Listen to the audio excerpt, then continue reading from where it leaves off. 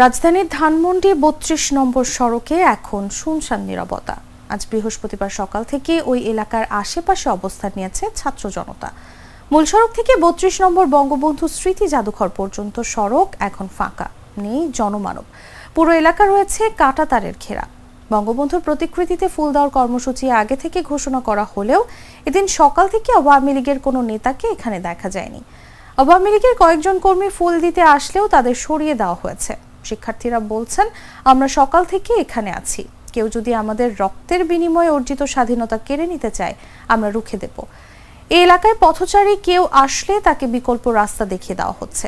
৩২ নম্বরের দিকে যেতে চাইলে শিক্ষার্থীরা বলছেন কাঁটাতারের বেড়া দেওয়া, এরপরও জোর করলে দু একজনকে থাপ্পড় দিয়ে সরিয়ে দিতে দেখা গেছে। এ সময় কেউ কেউ মারতে উদ্যত হলেও অন্যরা ঠেকিয়ে দিচ্ছেন। কয়েকজনকে ধরে পুলিশে দিতে দেখা গেছে। নারীদের সুরক্ষা দিয়ে নিরাপদে বের করে দিতেও দেখা গেছে।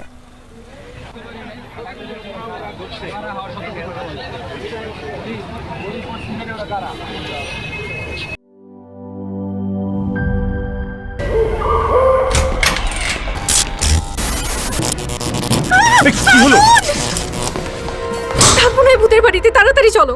সমস্যা তো বাড়ির না, সমস্যা তারের। মানে সব সমস্যার সমাধান হবে এই সস্তা কেবল বদলে বিজলি কেবলস লাগালে। বিজলি কেবলস যে কোনো স্থাপনার বৈদ্যুতিক সংযোগকে রাখে নিরাপদ, কারণ এর স্কিন কোটেড ইনসুলেশন সম্পূর্ণ ফায়ার রিটার্ডেন্ট আর সেলফ এক্সটিংগুইশিং। তাই বিজলি কেবলস নিজেই নিজেকে নেভায়। বিজলি কেবল, নিরাপদ আজীবন।